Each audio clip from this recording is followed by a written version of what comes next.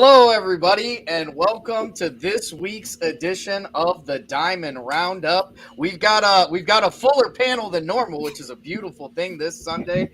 My name is Sam Torres here, joined with Anthony Hartwig, Ty Bartell, and DJ Yoakley, coming in today to cover all of the best baseball and softball right here on your sports network. Before we get into that, we'll walk around, see how everybody's doing, starting with the man himself. DJ, how's it going this week? It's great, man. I can't complain. A lot of good stuff happened on the diamond this week on both sides of it. A lot of competitiveness, which we missed out on last week, I think, with a bunch of scores that were 20 runs separators. So hopefully we continue to grind things down and get things closer as we head towards the believe it or not, the tournament here just in a couple weeks. Yeah, it goes really fast. I mean, the softball tournament starts the third week of May, so we're grinding towards it really, really quick. We have a lot more conference, pictures a lot more clear than they were last week. We've had a couple of really big series and a couple of conferences on both sides. So yeah, like DJ said, we're grinding towards the time where you start to think this game could decide conference championships. This game could decide who gets a 1 seed, who gets a 2 seed. When you talk about district tournaments coming up. Yeah, and we're also joined by Ty Bartell coming on here as boy, has he got to see some good baseball and softball, covering a lot of Fitch, a lot of Hoban. What's going on today, Ty? Not too much right now, Sam. I mean, this week it's been kind of just dodging rain as much as we can too, right? I mean, it's trying to get as many games in as we can. It's been kind of an interesting week, but no, a lot of these teams picking up where they left off too. A lot of these teams that came back from spring break. And a lot of them got really good on spring break, and that's exactly what those kind of trips are intended for. You want to create those bonds and create that chemistry, and a lot of teams I'm seeing, too, that took those spring break trips are coming out pretty strong coming back up here to Ohio. Yeah, we always talk about, all the work that the coaches and the athletes and all these guys put in. But this week, I want to send a shout out kind of some of the administrators and the field crews, because they really, really earned their weight in gold this week, whether they were pulling tarps, dropping down sand, whatever they had to do to get these fields ready, because for all intents and purposes, we probably shouldn't have had anywhere near the amount of softball and baseball games that we actually got this week, dodging the rain. But you know what, guys, let's jump right in to some of these games from this week, starting right here on Monday. Let me get I don't know why that's pulling up that way. What's interesting about all this, guys, is when you look at kind of, and Ty alluded to it, the heat that we had, kind of a heat wave this past week, and in some spots on some days, I guess the bats got real hot. It's going to be interesting because if you look at the Storm Tracker 21, forecast for the week to be, the mercury goes down. So I'm interested because we had a week there that it was no hitters, perfect games, just a cluster of them. I'm interested to see if the hitting stays hot or if the pitching takes over again this week as we get started again tomorrow. It has been really interesting, too. I mean, it was hailing yesterday out here in Portage County, so I was just like, what is going on? But, yeah, the weather is definitely interesting, and pitching in the cold weather, pitching in the hot weather, you got to be accustomed to it and got to be accustomed hitting-wise to it as well. Yeah, it's I don't know what's harder for these athletes, honestly, during that time, if it's hitting or pitching, because I'll tell you what, I wasn't like an all-star baseball player or anything, but I know I hated hitting the ball when it was cold. It basically was like having a lightning rod in your hand. I loved hitting the ball whenever I could. I didn't care. I did not care if it was 10 degrees or 100 degrees. Just let me hit, man. That was the thing in baseball is you want to hit. Defense is great, and I think I prefer defense more nowadays as an old man. But I love me some offense. If we can put up a 11-10 game, give me a chance and give me the bat. Yeah, all right. Well, let's jump into some of these scores from this week. So starting right here on Monday, the 17th, you had United going 9-5 over Southern in baseball. Harrison Central getting a 6-1 win over Edison, and Canfield and Howland. Canfield coming out on top on that one, 8-4. That was the day where really the rain started to come in. Yep. So the amount of games we got in even that day was absolutely incredible. Over on the softball side of things, Strother's going to go Jefferson's going to beat Struthers 6-2 on that day. Canfield and Howland not reported, and Harrison Central going to fall to Edison 8-5 on Monday. Yeah, this Canfield Howland game never got canceled. The team showed up, and right after warm-ups, as they were having the meeting on the plate, the hail came, and I think they said hail no, and they got off the field pretty quick. One of the things that we have to do better, because I had no idea what happened at all. Like, we need to take that from 5 p.m. first pitch to suspended. You know what I mean? And like hail. So that way we, and I feel like this is one of our production meetings, but like we have to be better, because I had no clue until Anthony just said that about what happened in that game. It has been definitely wild this week with weather too, with peaks and valleys as far as temperatures are concerned. That Canfield baseball team, though, I mean, they're doing Canfield things again, averaging over 8 runs a game and allowing just about 3.5 right now through 10 games. And I mean, they're doing what they do. They're pitching strong, hitting's timely enough, and outscoring opponents by roughly around 4 runs. Canfield doing Canfield things once again.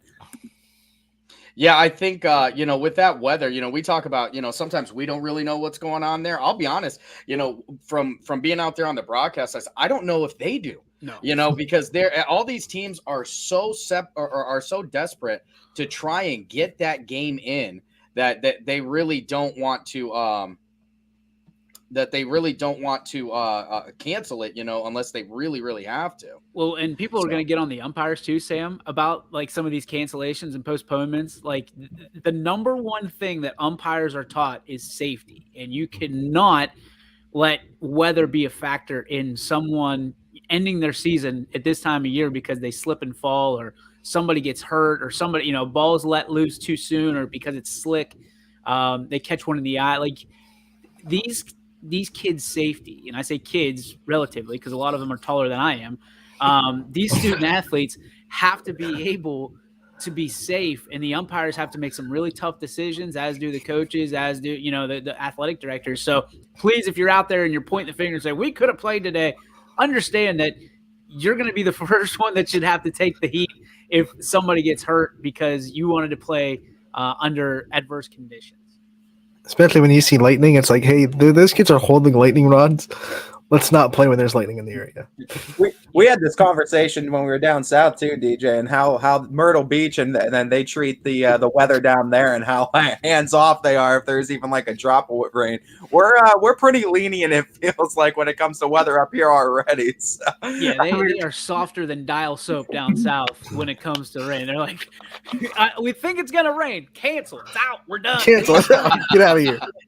Meanwhile, up here, we're trying to see if we can get our players to actively swing the bat in raincoats and you're talking to Zeus, the god of thunder, and making sure that all right, if it's thunder, we're good. Lightning, we're out. Up here, coaches use the phrase, "That feels good enough." That's about it. That's about it. So as we head over here, we're going on to the Tuesday games. You got St. John getting a big win over Lordstown there, 13-0. Badger going 16-5 over Cheney. Salem going to fall to Carrollton, 6-5. South Range and Poland, and this was one of the games that we talked about on last week's show. We knew this was going to be a good one, and the score shows that it is. Poland going to come out on top on this one. Yeah, this was game 2, so Poland bounced back from losing to South Range in game 1. They both won their home games on the baseball side. So big win for the Bulldogs. They needed it. They couldn't afford to get swept by South Range. This is Thursday. I'm sorry. I was going to say this is later in the week. Yeah. We skipped those days. So we'll get through these scores and then we'll come back. McDonald and Springfield unreported. Walsh Jesuit and Hoban was another. This was another one of those big ones. That's a big rivalry between those two. It's really kind of two meetings of the Titans. Those two kind of are always in each other's path. With Walsh Jesuit going 15-5 over Hoban Knights. Interestingly enough, after that game, we got a little bit of a heads up from some people at Walsh that maybe they might become a YSN school. So we're back in that circle again with Walsh Jesuit. The powers that be want it to happen. Will it happen? They got 5 home games left for baseball. I know they got some special softball games coming up. I believe we'll be covering this weekend. as there's a big tournament out towards Sandusky that we're going to send some guys out to. So, Welsh Jesuit fans, if you're out there, make a little push. YSN could be knocking on your door here very soon. You got to figure, too, on Hoban's side. Coach Carmichael's just preaching short-term memory on this one, too. I mean, the tough schedule that they have, that they put aside for themselves year in and year out, you're bound to have a game like this somewhere on the schedule, too, where pitching's just, it's not it. Walsh is another one of those great programs, and they took advantage of it, too. But this is, I think, a good learning moment, too, for the Knights. I feel like some losses throughout the regular season aren't always the worst things like this. This is also one of those games, Ty, where you look at the box score and it was close, and then Walsh just broke the levees a little bit with their offense, and they had some late scores that made this a runaway. So it wasn't like the whole 7 innings, Walsh just dominated the game. Hoban just had, sometimes in baseball, you're going to have a couple of bad innings, and good teams are going to really, really take advantage of them if you do. Yeah, that's why I always encourage people, go over to YSN, check out the archive for some of these games, because the score looks crazy, but it's really a good game a lot of times until the end of the game. And you'd be surprised how close some of these games that don't look close really are. Austintown Fitch going to go 6-3 over Cardinal Mooney. Again, folks, this is Thursday. We jumped over a couple days here. Lakeview and Niles. Lakeview continuing their march in the NE8 right now. 6-5 win over Niles. Newton Falls going 7-5 over Brookfield. Here's a big one. Louisville. This is a game I can tell you in particular that had a huge effect on the power rankings this week.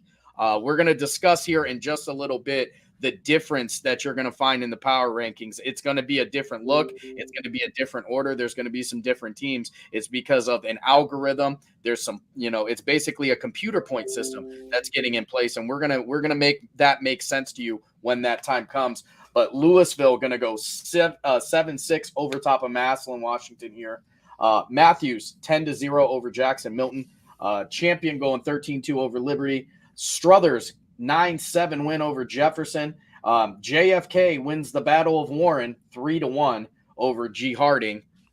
And Columbiana 14-4 over Mineral Ridge Thursday baseball. As we're getting over to the softball side of things, you got Jefferson, who has really picked up their offense this year mid-season, or I guess if you would call it toward the end of the season with only a couple weeks till the tournament. Jefferson's going to go 19-1 over Grand Valley. Hoban over Brunswick, and this was one that was called by Ty Bartel. Hoban winning this one 4-0 over Brunswick. What was going on in that one, Ty? Faith Porter just putting on a show once again, and I mean that's what she's been doing a lot this season. She's come out with a 10-2 record already, and I mean it's again since when they went down to Pigeon Forge, Tennessee. The Knights team caught some sort of fire. And they were rolling on a 7-game win streak going into Austintown before that rain out happened. But this is one of those games where pitching took over in the beginning, too. She allowed 1 hit, 1 walk throughout 7 innings of work, so only 2 base runners. Struck out 7, and she got 7 strikeouts through the first 3 innings. And then after that, didn't strike out another bat, let the defense take over. And defense did what they were supposed to do. Nyla Durham making some really nice plays out of the shortstop spot too, and really manning that 6 hole perfectly. Honestly, she makes the routine plays look just that, and she makes the special plays look routine. So she had a great day defensively, had some big hits late, and the Knights were able to get a big win against another solid team too, a 9-5 Brunswick team at the time. Yeah, it's one of those things. I think when people see anytime they see the goose egg on the score for another team, I think a lot of people just assume that it's a complete pitching effort. But more times than not, although this year some of our stats say otherwise, but more times than not, it's really a defensive effort that's keeping that goose egg intact for the team. Credit to Leo Radwan too. She pitched a heck of a game for Brunswick. This game was scoreless going into the 5th. It was a pitcher's duel, and Hoban got some runs late. We got to take a quick timeout sort of and sort things out a little bit, because we're seeing a lot of people saying, why is Hoban on here? Why is this team on here? Why is Louisville on here? Let me just explain. YSN is we can be nationwide. We are local as it is wherever you are in the world. So our goal, our vision is, if you're in, let's say, Myrtle Beach, South Carolina, and you move there permanently, you're able to watch South Range, Poland, all these teams, including Akron, Hoban, including Louisville, including Orange, all across YSN. So we are local as it is, I guess, to you. So we want to make sure people understand that if you're a YSN school, you are allowed to be on these power rankings. You are allowed to be in the conversation for YSN. It's our job to make sure that we are up to date and know these players, these schools, and calibrate them accordingly, which, as Sam alluded to, we are going to do that with our Power 20 here in just a little bit. But like, people getting angry about, well, Hoban's not a top 20 team. Yes, they are, and they're also regional to us. So, you know, when we get into the Texas schools and the South Carolina schools, like we feel like we're going to here in the short term, then we're going to have to figure some stuff out. But that's a great opportunity for everybody else. So I hope that people will understand a little bit better, because I know that I don't like seeing that. I'm happy to answer it. But like, all these kids imagine if this turns into 150, 700 teams and you're in the top 20 on YSN. That's a very, very cool spot to be. So you look at, and I think you're going to see it tonight, Power 20 tonight. And if you're in a team like Hoban, or in the same breath as a team like Hoban or Orange, or, you know, Austintown Fitch or Boardman, that's a pretty good spot to be in if you're a small school, and no matter what, on YSN. So I wanted to clarify that before we kind of pumped the brakes and accelerated really hard into the Power 20. Despite misinterpretation, it is your sports network, not Youngstown Sports Network, as some people may think too. It is called your sports network. We love our Youngstown. Don't get it wrong. Don't get it twisted. But we also are pretty adamant about Akron and the rest of the world as well. Yeah, again, like you said, it's these power rankings, as DJ was talking about earlier, these power rankings are the YSN power rankings. So if you are a YSN, if you are part of our YSN family, that's where you're going to get in here. And for those of you guys who aren't on here that maybe feel like you should be, as he said earlier, like Walsh, give us a call. We would love nothing more than to provide this free service to you and your student athletes. I promise you, if some of these crazies can find me, I'm not a hard person to find. We're gonna walk back here one day at least, going to Wednesday. Here on the baseball side, you had Cardinal Mooney and Fitch, and this was one that was interesting. I know I wanted to keep an close eye on this one. Cardinal Mooney with not as many games as Fitch, but I thought I was looking at this one as kind of a measuring point for the team. Fitch is going to fall short in this one, 9-7. But you know, Cardinal Mooney, I think, is starting to flex their muscles a little bit here in the year. Stay tuned, because later in the night, I think Fitch got revenge. This was a part of that doubleheader at Scene Park that went well late into the night at Scene. So I think if you stay tuned and we scroll down a little bit, you'll see Fitch even things out in that Wednesday doubleheader too. Both really good baseball teams that are having really good seasons. As we move on there, we're going to go Lakeside Conneaut. This was one that I got a chance to kind of broadcast and call. And, you know, this was all Lakeside right from the jump. You know, Lakeside goes out. They get right around 5 or 6 runs, right there in that first inning. The bats were on fire. I really point to, you know, I think with a lot of teams, you can kind of point to a point in the season where stuff started to change and maybe they got a little confidence. And I really think that Edgewood game for them last year, getting that win in a game where they weren't favored, kind of showed them that they could, you know, hit the ball, play with everybody, play with as many teams as they can. And it's really carried on as their record is getting very, very close to 500, moving on down the year. Going back, Jefferson and Struthers. Struthers going to go 10-0 on Jefferson on this one. It's all Wildcats in that one. Jackson Milton going 6-4 over Lowellville. You've got Lakeview 12-0 over Niles. South Range 11-2 over Poland.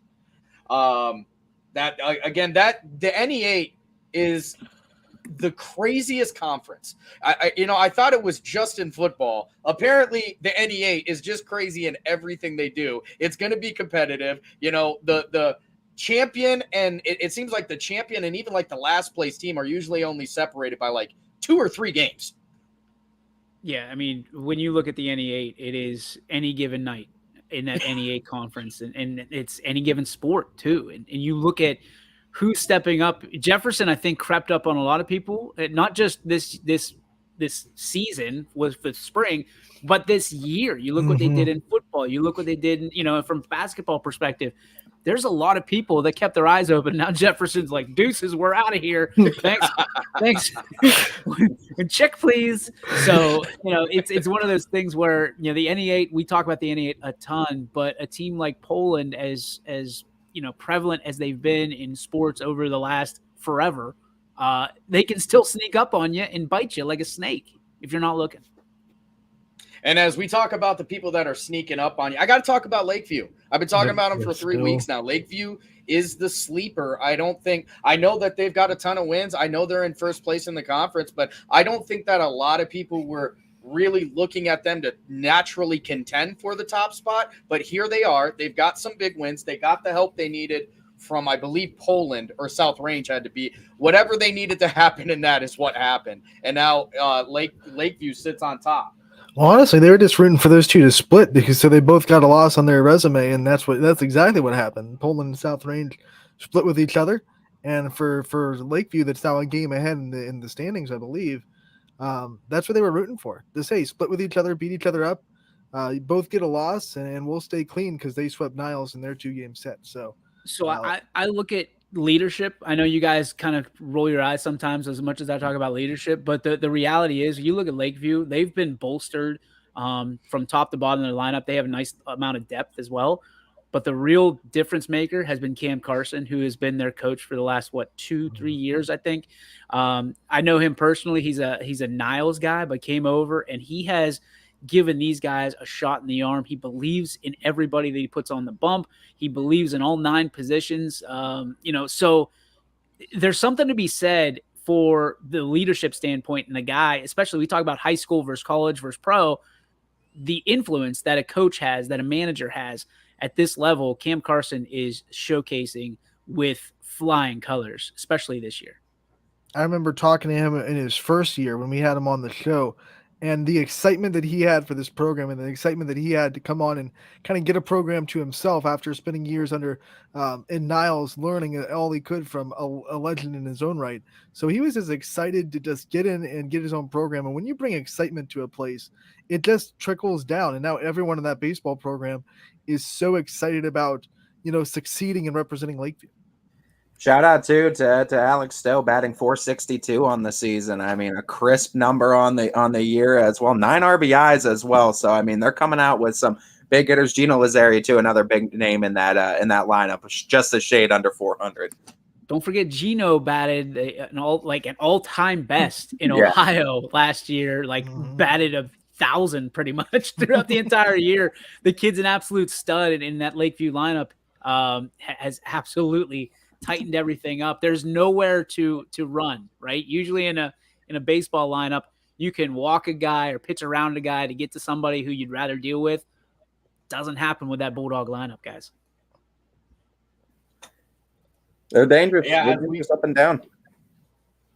And some other scores from that day. I'm not sure why the screen is not going down. It's been a Sunday. It's been a Sunday over here. Cardinal Mooney gonna fall to Fitch in this one. This is on Wednesday the 19th, 7-0. As one of, and I think that was the one you were talking about. Yeah, they're splitting the day on the doubleheader there. Petritas tossed a no hitter on that one as well. And I gotta say this because I think the world of this kid, the most underrated pitcher in the YSN family.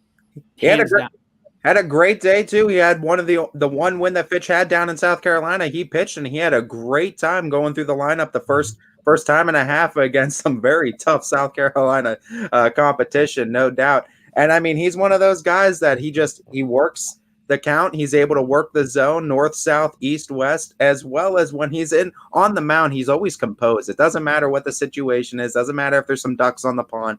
He finds ways to get out of it. You score a run on him, he's able to shrug it off and go right to the next batter. And I'm very impressed by his maturity on the mound, no doubt. As a sophomore, and I've seen him pitch with bases loaded and nobody out and get out of the inning with nobody crossing. And guys, I don't know about you, but the thing that always impressed me from the time that I played baseball and now announcing baseball and softball. I love pitchers that are not afraid to go deep in the count. To the pitch count be damned. I love pitchers that are not afraid to go 3-2 on batters and showcase their best stuff when their back's against the wall. And I think that prepares them later down the line. Now, don't get me wrong. I do love a guy that goes 0-2 right at him. Like a bulldog that it's 0-2 and we're not going to let them, they're not going to show them their best stuff, but they're not afraid to show the fastball in the strike zone and say, good morning, good afternoon, and good night, sir. Yeah, and I've gotten a chance to see that a couple times this year. I know one of the games that I covered, and it was a non-Ysn school pitcher that was doing it. What was on Friday, as I got to cover Lakeside versus West Geauga, and West Geauga's got a pitcher that pretty consistently saw a 3-2 count. Went out there, would go 0-2, work them, or would go 0-2 sometimes, would go 2-0 on other counts, and it's really interesting to kind of watch these pitchers go out there and still get success when a lot of pitchers when that 2-0 or that 3-0 creeps up on them, a lot of times they're throwing meatballs out there because they're just trying to get it in the middle of the zone. Will get me over fastball. Yep. All right, I'm just going to bring that back up. I do not know why that is. Why that's been going on today. We haven't had any trouble with this for. We're good. We're good. I mean, we can skip those scores if you really want to and get to, because I think we got a lot to talk about with the Power 20. Because I think people are going to be like, sketchy McSketcherson. You know what? I think I'm gonna heed to that leadership right there. Here's what we'll do. We'll go to our first set of breaks. When we come back, folks, we're going to talk Power 20. We're going to talk starting 9. Power 20 is going to be a pretty significant part. It's going to get some talking on both sides. There's going to be some people who love it. There's going to be some people who are like, what is going on out here? But what I can promise you is it's going to make sense after we explain it. But let's go to a word from our sponsors. We'll be right back. This is Sunday, the Diamond Roundup, YSN. We'll see you soon. Shopping for a vehicle online should be easy and worry-free. Introducing Merge from Greenwood Chevrolet, a completely new way to buy a car that combines the convenience of shopping online with the personal touch and expertise that Greenwood is known for.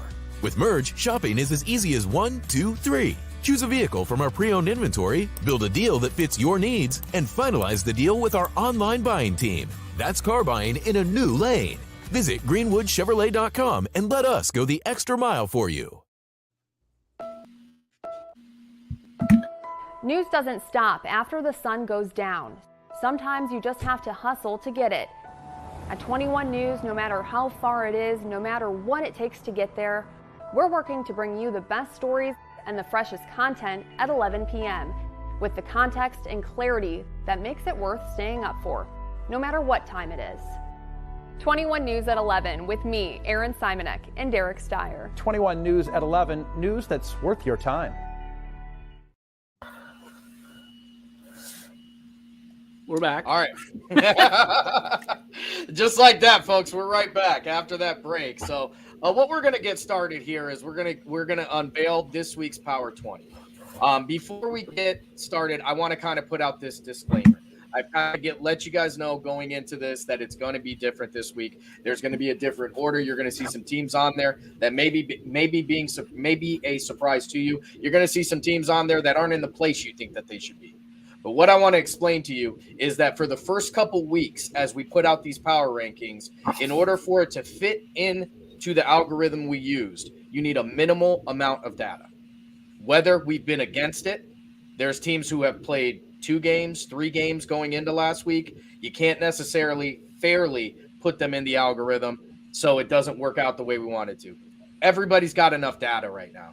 We've had some input from a lot of great minds on how we should add this in and how this computer-based point system should work. And that's what brought us to this week's power rankings. Can I throw the layman's terms out there for you, big guy? Absolutely. Layman's terms is this. People wanted power rankings. We didn't have the algorithm to get them there, so we just fudged our way through the first couple weeks, and now Sam and Anthony have put their brains together. We've come up with a nice set of rules and regulations for teams that makes things even. And basically, the first few weeks, we're Garbino, and we're going to throw it out there and legitimize this entire thing. So that's about as layman as it gets, boys. Yes. Take into account your wins are going to come into a factor. Your losses will come into a factor. Who you have played will be a factor. How many people they have beat will be a factor. And how you beat them. Right. How you beat them Exactly. will be a factor. And the What division they are. division Yep. they're in is a factor. So I'm not Joe Idle, but I'm like Joe White right now. I don't have the AL. We're just missing one level. As we get ready, and we're gonna start, I think, with softball because that's the one that me and Anthony got. Yeah, we got a chance to talk about it, and Anthony was a little bit surprised when the numbers that don't lie didn't lie this week. Right. Let's look at the softball numbers, and 1, 2, 3 stayed the same. I think whether it was just us or the computers, I think this was pretty apparent. Fitch 1, 2 Canfield, 3 South Range there. Hoban goes up into the 4 spot this week, champion 5. Columbiana stays at 6. I think they were 6 last week as well. Poland 7. Edison, and a lot of people might not think it, but Edison plays a lot of really good teams. They have a big win over John Marshall which helped them in the computer points. They sit at 8. Howland is 9. Jefferson at 10. Western Reserve, who's undefeated right now, at 11. Boardman, who has the hardest schedule when you look at win-loss records and opponents in the Ysn family, they're sitting at 12. McDonald at 13, and then you have Louisville at 14. United 15, Pymatuning Valley comes in at 16, Lakeview 17, Edgewood 18, LeBray right there at 19, and then rounding out our Power 20 this week is West Branch at number 20. It's impressive. I mean, that's all 1 through 20. That is scary, guys. I don't see. I mean, looking at tournament time, tell me one team in this Power 20 that you'd want to play if you were not in it. None. Absolutely none. Any of these teams that are in our Power 20 right now, not only are they going to be good, they're certified. They've shown against good teams. And I think that's the biggest thing when, one of the things that Anthony brought up was talking about the strength of schedule and strength of schedule. When you look at a team like Boardman, who's I don't know if they're at triple digits in their opponent wins, but they're real close. 113. The only team I see on here that I think would be dangerous, scary, and I shouldn't say the only team. The only team I could think of right at this moment, Ursuline. And that's a team that I think is going to be on here probably next week because they're in that tournament we were discussing before the break. And South Range is in there. I'm trying to think of the other schools that are in there. I think Hoban's in there. And this is a Friday, Saturday tournament. And I think Ursuline could rack up some points this week and jump some teams and leapfrog some teams into this 20. But man alive, you look at this top to bottom, guys, the boots are shiny and they are ready to kick some ass. They're doing up and down. They're doing a great job too. And I think that's exactly right with Ursuline too, because that was the one team that immediately sparked my interest of being missing here. But I think they're just missing that 1 or 2 more notable wins that a lot of these other teams have, and that's really helping their case right now. But the opportunity is still there for Ursuline to jump on this list and jump pretty high up on this list too with the season they have remaining. Pretty big weekend for Edison, who beat Ursuline down in Edison on Saturday. Mm-hmm. That was one of the things that let Edison jump into the top 10, and then Ursuline also lost a tough one to Weir as well. So a tough weekend, but Ursuline plays such a good schedule, and they're going to be fine. And they're always dangerous because they're that hungry team that has been right there the last 2 years. They know what it takes to get to that regional final. They want to kick the doors down this year because they were about 2 outs away 2 years in a row from winning a regional championship and going to Firestone Stadium. So that roster is just hungry to get right back to where they were last year. They moved up into Division 2 this year, so it'll be a little bit more of a grind to get there, a little bit more unfamiliar teams.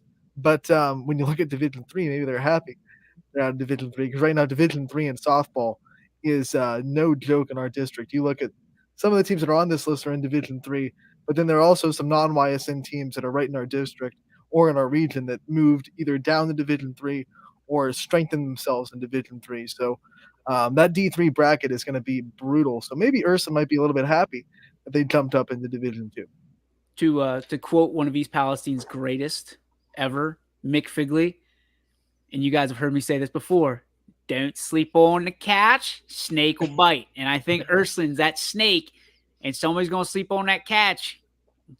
Ursulin's going to snap him. Mio Pollock you actually, know, the opportunity is there because if you beat a team with 10, 9, 8 wins under their belt, that's going to give you enough points to jump you in this Power 20. Honestly, I mean, they proved it this week. They beat Louisville, and Mio Pollock through a gym held that Louisville offense to 1 run. There's proof right there that she can be on and she can pitch with the best of them, and she can shut down really, really good offenses. So if you need proof that Ursuline is legitimate and they can go and they can win games, they've already proven it. So we talked a lot about Ursuline. Who is the most underrated team on this Power 20 right now? So I'm going to jump in here. And I don't know if you can call them underrated because they're relatively high ranked, but I'm telling you, I don't know that I'm betting against Champion against anybody right now. Ooh. Champion is solid. Yeah. Champion is solid. And they're in the same bracket basically as South Range. So that's going to be interesting come tourney time to see if South Range is 1, Champion's 1, and who goes where when they pick. I have to imagine South Range is going to stay in the South Range district.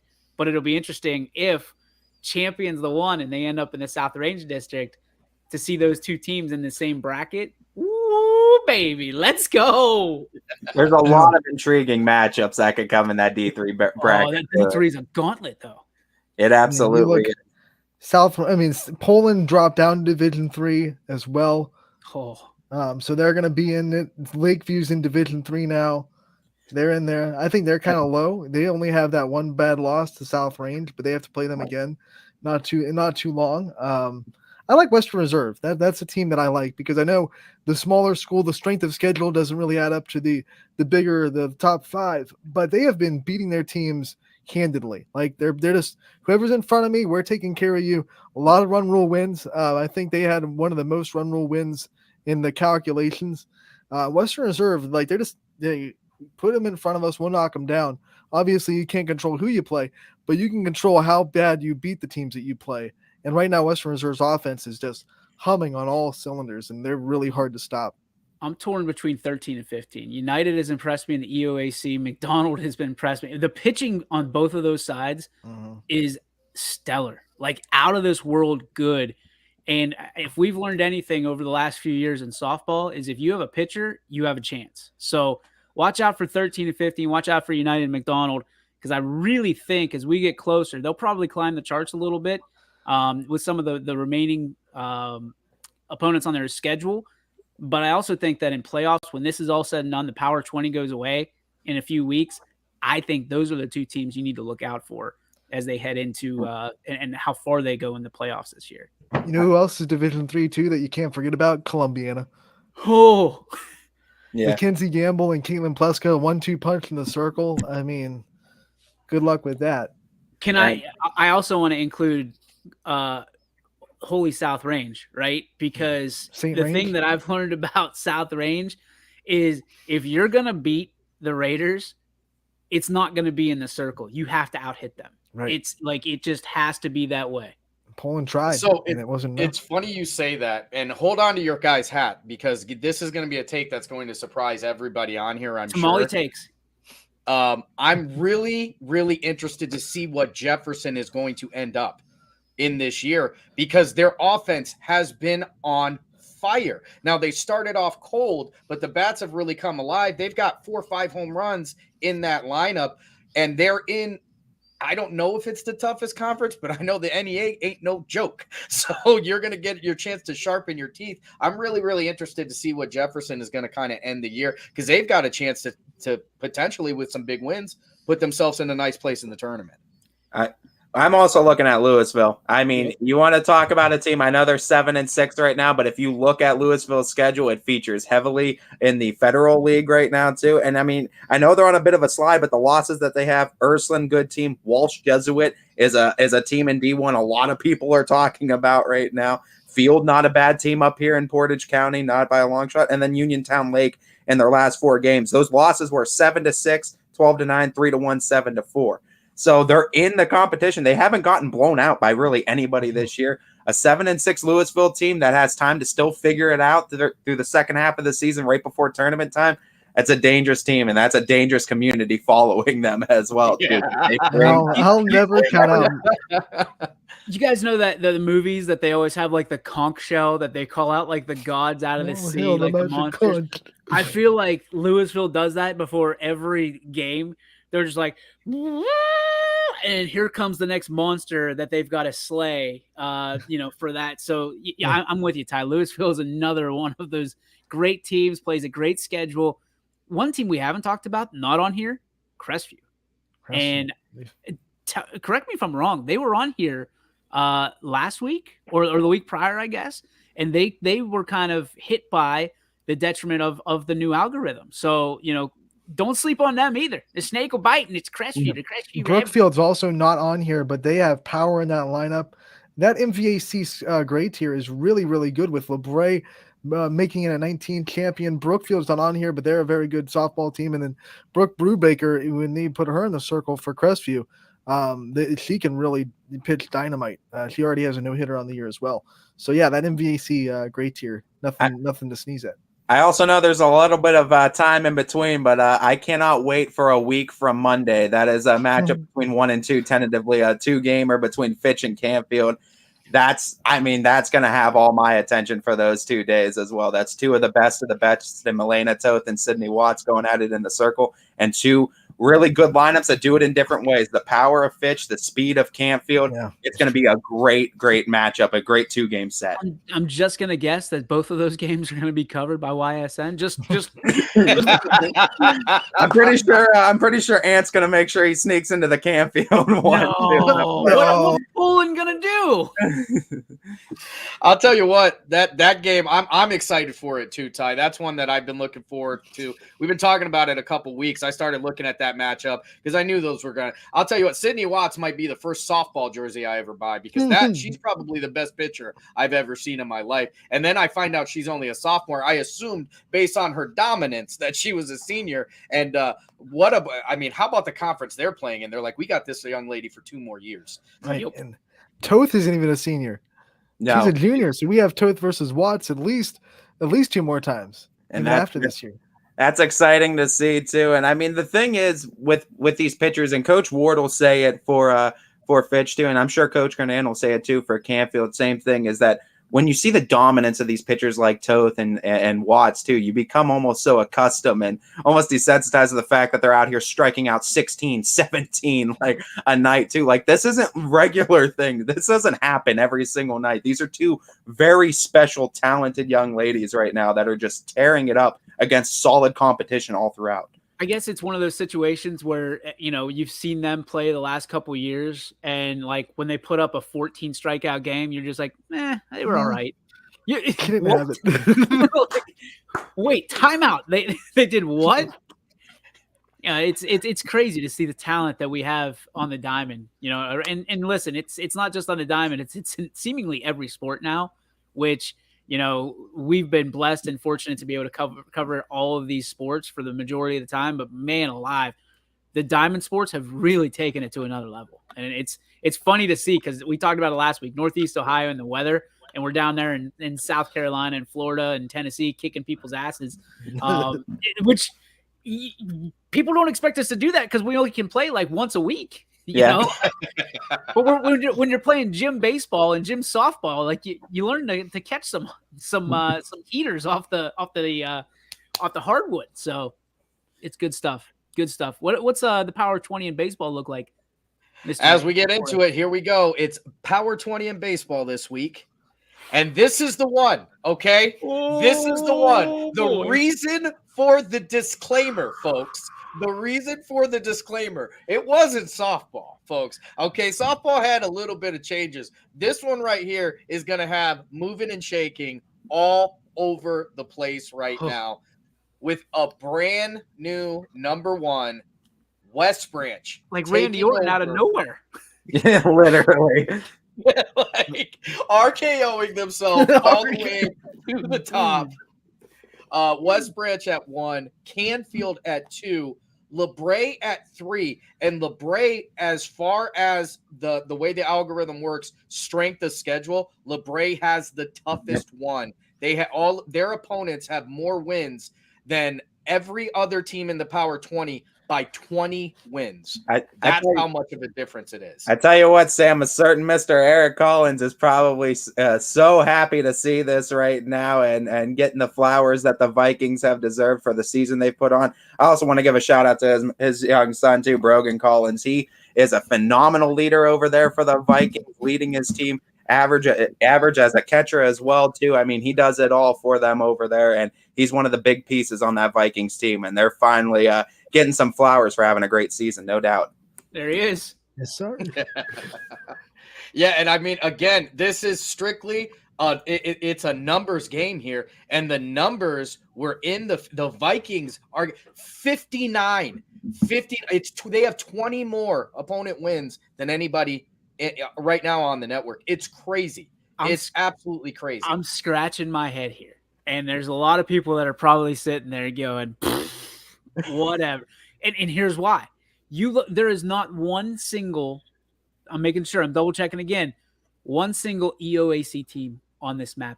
Wellsville, to me, at 9-1, probably should be somewhere on here, in my opinion. But we go by the algorithm, right? So my opinion doesn't mean jack anymore. and not only that, but you look at Columbiana, who's undefeated in the conference right now. They're at 8-8 overall. They've played some tough schedules. They're not on here either. United's not on here. So you look all around this, and there's a lot of EOAC teams that are going, what?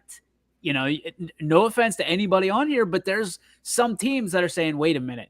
South Range was in the top 3 last week. Now they're 9. The numbers are not so fast, you know. Yeah, Poland now jumped ahead of them after they split. It's crazy to think about how the tables have turned, and you know, there's a lot of teams on here, deservedly so, right? Louisville, I like them at 5. I think that somebody, I don't know who, put it into the comments a couple weeks ago about Louisville and Hoban. And Hoban shot straight to the top last week, like rocket ship style. And where are they now? Where are they? 6. There they are. 6. Okay. So one of the things, as the numbers crunch, and because the head-to-head, while it matters, depending on what your schedule is outside of your teams, it sometimes won't, because of the teams that they're playing. And I remember as they got ready and the algorithm punched out the list, I'm wondering, I'm like, oh God, if Louisville's behind Hoban again, we're just gonna get throttled on here. Dude, I know it. We are playing real life Boggle with people's emotions. It's just just let the dice go. So and you know, you talk about the EAOC, the EOAC, you know, not making the top 20. The thing is when you look at where the numbers ended up going, they're 21, 22, 23, like right there. And it comes down to, I really think what the difference maker here is the opponent wins, is where and you cannot control. You can't control who your opponent's going to play, and you can't play the games for your opponent. The winless opponents hurt here badly. Well, yeah, and I think you're right, Sam. And I was just trying to make a point earlier, but you look at the bottom half of the EOAC for baseball, and you've got 0-11, 3-10, 2-10, 4-4-1. Like, that's tough when you're playing those teams. You know, you're winning and you're beating who's in front of you. But when it comes to stuff like this and the algorithm that we put together, which is eerily similar to the one for basketball and for football, people are going to say, well, the algorithm's rigged for bigger teams. No, we made the talking points this week on our shows. And of course, just last Sunday, of baseball and softball. You're fortunate to be able to play some of these teams and not have to worry about making the playoffs. Just play them and see, kind of, you know, go all in with the chips and see how they go. And some of these teams won't do it because, you know, maybe they don't have the pitching. Maybe they don't, you know, you don't have the depth or things like that. We get it. This isn't to keep you out, but it's to highlight the top 20 teams in our area. and you get people talking because we want these teams to compete to be in our Power 20. And, while I value our opinions very much, when there's science, I trust the science. Take the emotion out of it, no doubt. I also want to give flowers to Coach Molinix and his program over there with the West Branch Warriors getting that top spot this week. They got an interesting series coming up with the Carrollton Warriors, though. And if Carrollton was a YSN team, I'm pretty sure they'd probably be on this list, too. They're a very good baseball program. Tuesday, Wednesday set, and they're second and third right now in the EBC. West Branch losing a couple to Alliance. Both those teams need a win to stay within pace of the Aviators to have even a chance at the conference right now. Yeah, so I was looking at West Branch and how the numbers came out too. They don't have the hardest schedule win-loss way, the way the LeBray does, but they got the biggest division boost, which means they're playing a lot of big teams, and that's really why they're number one. Well, the EBC you're going to, right? That's kind of how things stack up for, the reason that Wellsville is probably not on the Power 20 is the same reason that West Branch is leading the Power 20 is they're taking on some of these Goliaths, and they've got a pretty doggone good baseball team. So two little interesting points about this week's Power 20. As when the final number shook out, we don't do a tie, all right? Mm-hmm. But 2 and 3 exact same point total. Mm. They're both the exact same point total. Canfield Gary Niddle, he just went puckered up. Okay, 2 and 3, the exact same point total. The biggest jump from last week is Crestview, as they got a huge jump from beating LeBray, with LeBray's 12 wins playing huge into there. That's nuts. Yeah. I love it, though. I love the science behind it, too. I think you're doing – I commend you, Sam. I think you guys did a great job. Sam, Anthony, I think you both did a great job coming up with this, too. And I love it. I'm sure it's going to create plenty of talking points throughout each week. I can feel the fingers we're getting right now. I feel the heat. Do not go on social media right now because the emojis are flying. Don't look at your email inbox tonight, DJ. Don't look at it. Flowers. It's Ty's handing out flowers, and I'm getting fingers. Like that's how this is going. For 2 weeks, we've talked about West Branch, right? For 2 weeks, we've talked about, man, their record's good. Where are they really at? Can we, are they better than this one? Are they better than that one? I think for me, that was probably the biggest, not surprise, but it was like maybe we were right that they needed to be higher, because when the numbers shook out and they ended up being there, and when 1.5 points is what separated 1 from 2, and 2 and 3 were tied. I feel like Sam's playing duck hunt in his basement, and he's just shooting all these teams like Wellsville.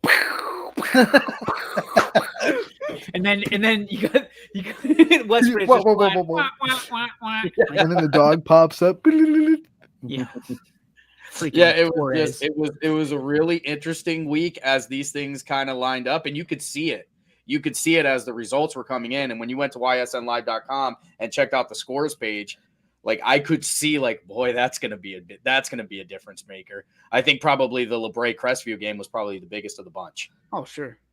I think there's a lot of people in South Range are sitting there looking at number 9 and going, and seeing pulling two spots ahead and going, interesting. If you're lined up on the Raiders schedule, I just got a feeling when I roll into the Thriller Dome at some point this week, I'm going to be met with fists of fury. But as we talked about the teams that did the best this week, let's jump into some of the players that did the best. And we're going to get into this week's starting 9, and we're going to go from softball. And we've talked about the stats that it takes to make the list are just unreal. It's like you have to be a video game style athlete. I'm going to toss this one over to Anthony and let him walk through these young ladies who were the top of the top. All right, let's do it. And leading off, as she is the leadoff hitter in the lineup, so it makes sense. Ayla Ray from Fitch. This was a win over Riverside. 2 for 3, 2 home runs in a single game, 2 RBI, and she also was intentionally walked. That's going to happen a lot because no one wants to face Ayla Ray in that lineup. 9-3 win over Riverside. 2 is Mia Opalek from Ursuline, the performance that I brought up over Louisville. Very good offense, and she went 7 innings pitched, only gave up 1 run, struck out 6 of those Leopards in that 3-1 win, a big win for Ursuline in the midweek. Paige Grope, Jackson Milton, 4 for 4, a home run, 5 RBI, 4 runs scored, 12-0. They beat Lowville this week. And I know I've heard it before, Sam, but you're gonna help. You have to help me with this. The Edge. Sophia Paulillo. Paulillo. Oh, I got it. Okay, Paulillo from Edgewood, 2 for 3, a home run, 4 RBI, and a tight win, 7-6 over Pymatuning Valley. They were down 3-2 when she hit that home run, put them up 5-3. Edgewood never surrendered that lead and eventually won 7-6 over a very good Pymatuning Valley team. Faith Porter, someone that Ty saw very well, and 7 innings pitched, 7K, 1 hit and 1 walk, no earned runs in that game over Brunswick on Thursday. Lauren Komarek from Hubbard went 5 for 6 in a 10-inning thriller, 4 RBIs, 2 runs scored, and a 10-6 win over Gerard. Julie Stakowitz, J-Stack, as we like to call her, South Range, complete game shutout, 9 Ks and a 3 for 4 with a home run, 2 RBI, doing it on both sides. 9-0 win in game 1 over Poland. And then we have Morgan Blaine from Salem, a freshman, going 2 for 3, 2 walks, 2 runs scored, 3 RBIs, and their 12-5 win over Beaver Local this week. And then last but not least, it's Tori Firth, who does it from both sides as well. 4 innings pitched, gave up no hits. That's a no-hitter for those of you keeping score. 10 strikeouts, and then at the plate, 3 for 3, a home run, a double, 2 RBI, and a 13-0 win over Wellsville inside that EOAC. United versus Columbiana this week, and they're both undefeated in the conference. So, dude, did you just drop a for those of you keeping score, no hits is a no-hitter on us? Check. That was a dagger, Ant. That was for the kids in the back. No hits equals a no-hitter. Well played, sir. Another great 9 lineup of 9 though too. Great performances too. Hats off to all of these young ladies having a great week or great games during the week too. Got to see a couple of them too, but congratulations out to all, no doubt. Dude, J-Stack against Poland was unconscious, like unbelievable. And you had 2 home runs in that game. The leadoff hitter was incredible and the name's slipping through my mind right now. Kira Brogan for South Range. Hit a bomb like Ken Griffey Jr. style. She's a lefty, turned on it, over the right field fence, and just absolutely watched it go. And it was a no-doubter. And then Stakowitz, interestingly enough about this, okay, she knew exactly where Katie McDonald was going to pitch her because of how it went last year. Mm-hmm. And Stakowitz drove the ball opposite field. Now, Stacky's a lefty. She hits the ball opposite field every single time that she's up. When she goes 3 for 4, she went opposite field, I think popped out, if I'm not mistaken, and then goes yah. Now, if you've played softball, played baseball, you understand how difficult it is to go long ball opposite field. That's like 30 push-ups more than you're supposed to do opposite field, gone. And it was a no-doubter. So when we talk about J-Stack getting it done in the circle, that particular game, when I say you have to beat South Range by out-hitting them, good luck to you. Right. Good luck to you because Stakowitz is the 5-hitter. And then what I loved about Julie Stakowitz is the next day she didn't get the start, but came in a sticky situation. South Range down 6-5, didn't give up another run after that. Was in a relief pitcher, which is a different mindset to come in out of the bullpen and shut someone down with runners on base, and then keep them there so South Range's bats could eventually make a comeback and get the sweep over Poland 8-6. So those 2 pitchers, Suzanne and Stakowitz, they really complement each other so well. So if one's having an off day or not hitting their spots, let's just bring the other one in. It's going to give it a whole other look to the team. And the other teams are just really not good at adjusting to going from Suzanne to Stakowitz. I talked about Faith Porter's performance earlier in the show, but I mean, I could talk about an hour every single week or every day about Ayla Ray and her talent as a softball player. One of the best swings I think I've ever seen as a softball player. And she's brought the pop this year that she was missing last year. If there was one part of her game that she could get better, that was it. And she marks that box now. 548 right now on the season. 5 home runs, both of those lead her team. And she has 12 RBIs, which is 3rd on her team right now. And she's the leadoff hitter. Doing it all can take it wherever it's pitched, hits to all sides of the field, and now she's hitting for a lot of pop right now. And as Coach Moots would say too, I just walk her, and now teams are starting to do that with intentionally walking her. Ty, she hasn't struck out since last year, right? Columbiana last year was the last strikeout. Apparently, I wasn't there, but apparently, according to Statmaster Bob Gugliotti, he told me that a strikeout occurred in their game against Chardon. So I wasn't at the Columbiana game. She struck out last year, and apparently she struck out against Chardon this year. I haven't seen her strike out though. Either way, that's 2 strikeouts in basically a whole season worth of games. Best 2-strike hitter I've ever seen in my life. Well, she's just lucky that Sam's not doing algorithms for the starting lineups, because 2 strikeouts in 2 years puts you at the bottom of the list. That's it. You're out. You're Back not. of the bus. Get out of here. Sydney Watts too is also credited her as the best hitter she's ever seen. One of the few hitters that could actually hit Sid's rise ball and on the same team. I can't count how many times I've seen Ayla Ray down 0-2, and it's like, okay, she's in trouble, and she just fouls pitches off. Her 2-strike swing is just, it's a clinic. It's like, this is how you work with 2 strikes, and eventually she'll get a double to the wall, or she'll find a bunt single somewhere. It's like, she'll bunt with 2 strikes. And she is lightning, correct? She is as fast, quick as a hiccup. Ace of bases, man. The ace of bases. Her younger sister's faster. Listen, I pride myself on my ability to come up with awesome nicknames, or ones that I think are awesome, at least. Ty, that ace of bases might be my favorite nickname ever given to somebody. The ace. That's what I call her ace. And I know she's not a pitcher, but that's ace, man. Whenever she comes up, man. Yeah, you look at her swing, and how exciting is it that Youngstown State grabbed her up too, and you could see her as a Penguin, like verbally committed to YSU, gonna go to where her dad went. Like the Penguins, you got a great grab with this young lady. That's awesome. It's a Gwyn thing. As we get ready to, we're going to go over into our baseball starting 9. This week, we're starting off Ethan Dietrich. Edgewood goes 1 for 1. That one shot ends up being a 2-run home run to win the game over PV. Talk about, he's coming in off of, hitting his pitching max the day before, so he's going to rest. But, they called him in relief, but this time in the batter's box. So Dietrich goes out there and gets that one done.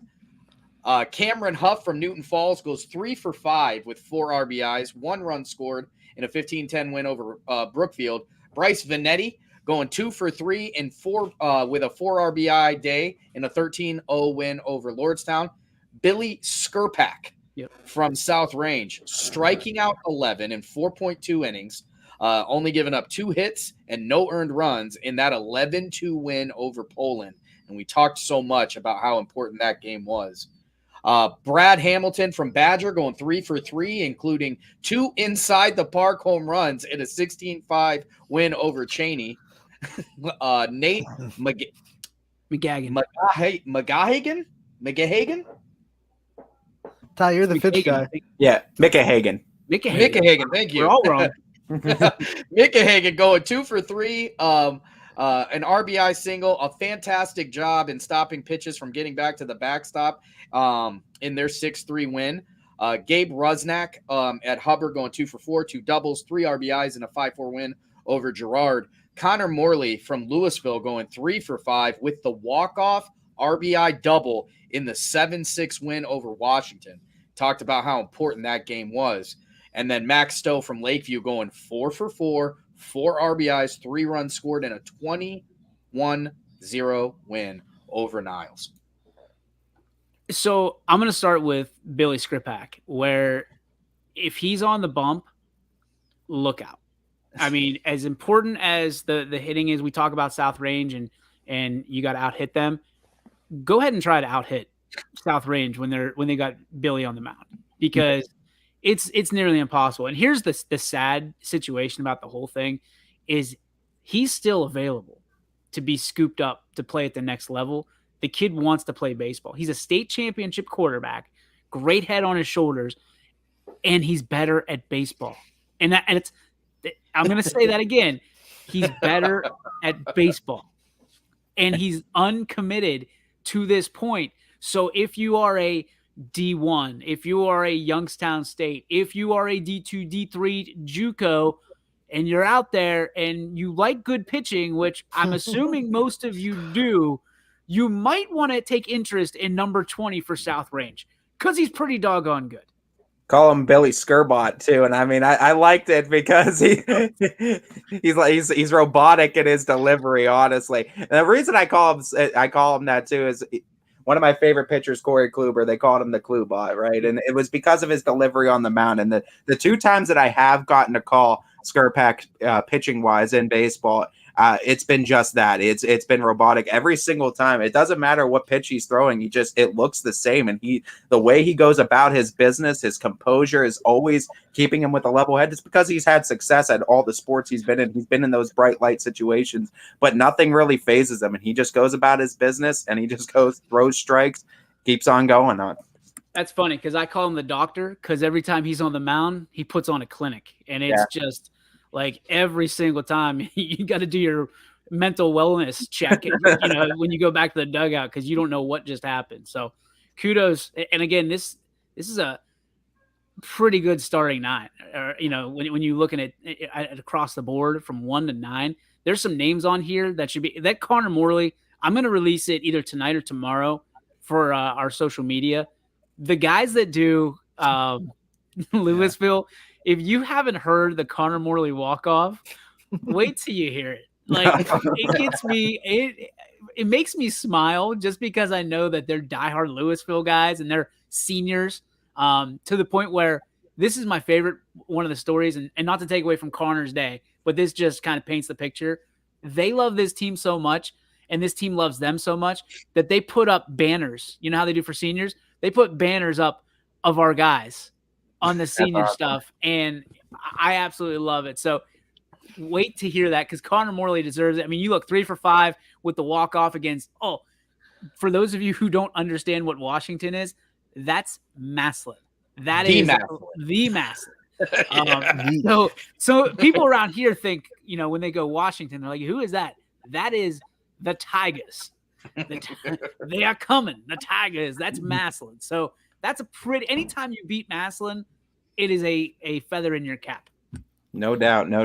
Beautiful. Mr. Hamilton with 2 inside the park home runs. Not one. One wasn't enough. I'm going to go hit 2 of them. That's incredible. I think the one that sticks out to me the most is the kid from Fitch, and it was so cool to see his nomination to come in because while he did a pretty decent job at the plate, it was his skills as a catcher that really separated him. And I'm sure everybody who's been calling baseball this year knows the ability to stop that ball from getting to the backstop makes or breaks games. One more time for the people in the back. I knew DJ was going to love that one as a catcher. It's the most underrated part of baseball. And I've seen teams, and I've talked about how important the catcher is all year. When we were doing the previews on the morning show, I talked about, especially you got a freshman pitcher. It's all about the catcher who's going to keep him calm, make him confident. It's anytime we get a chance to kind of highlight these kids who are doing something that is, the catcher is essentially the lineman of the baseball team. They're the offensive lineman of the baseball team. If they're doing their job well, you're not going to hear their name, to give them some love for doing what they are. I thought that was so cool. Guys like Nate and guys like Donovan Bell Sullivan on that Fitch squad too will always give compliments to Joe Roth, who's over at Akron now, and Joe still makes appearances regularly. I mean, his coaching last year as one of the seniors has made them into great leaders this year. And then also props to Coach Paris over there, who does a great job with the pitchers and catchers over there at Fitch. Great coaching over there as well, no doubt. Ty, for all things that are holy, you give everybody a nickname, but you can't give the kid that we can't pronounce his last name a nickname to make things easier on us. Come on, dude. Come on. I think his name's I like the name Micah Hagan. You guys, Micah Hagan. Gosh, you have to say it with a Swedish accent. Another strong starting 9 on both sides of the diamond this week, boys. Congratulations to everybody that made it this week. Big Dogs, just for everybody that is out there, closes tonight at midnight. You got cast your final votes in. What? Little under 4 hours to vote. So vote often. Vote. Down to the last second. So before we go, guys, I got to ask you. We've got every game that we put on the network. Every game we put on the network it's great games. They're great kids or great schools. but there are some games that are really they hold a little more juice. I'm expecting them to be big time bangers. What are you guys looking out for this week? Because I know I've got 2 picked for me. I haven't even looked at my schedule this week, if I'm being honest. You put me on the spot, and I completely blinked. I'm looking forward to the EOAC battle between United and Columbiana on the softball side, Monday and Tuesday. Both of them are undefeated in the conference. It's really to decide first place. Torrey Firth is going to probably be in the circle both games, I would bet, for United, and then Columbiana can go with either Pleska or Gamble in game 1 and then kind of switch it around. So I'm really looking forward to see the Clippers in the Eagles kind of do battle in that first series. And really, like I said, it could be the deciding factor in the EOAC championship when we get to the end of the season.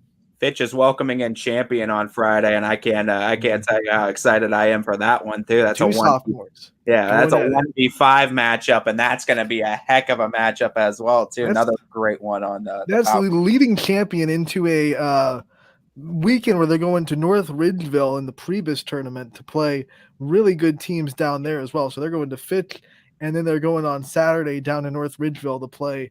I think Evergreen and Whitmer are the 2 teams they're playing in North Ridgeville. So they're getting a lot of work in at the end of the week. Check out the GOAT here in Joe Eusebio saying, hey guys, just like in softball, EOAC battle for first place this week. Baseball, Columbiana 8-6 taking on United 8-4. Both teams 5-0. It's got to be a big win, Sam, for both those teams as far as Power 20s are concerned now. Yes, it is.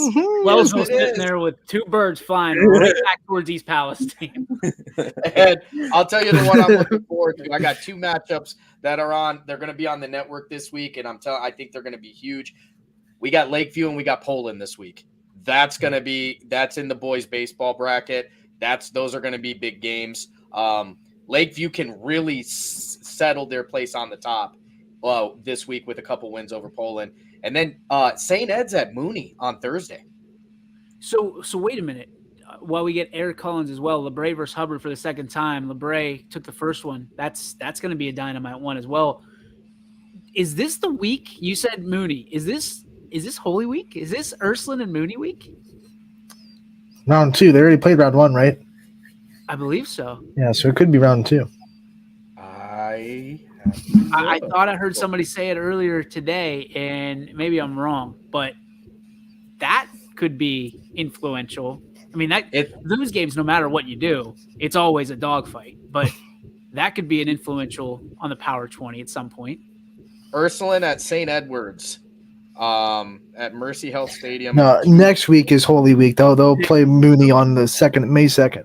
Okay, I apologize. So. I got a little bit lathered up for that one, boys. I apologize.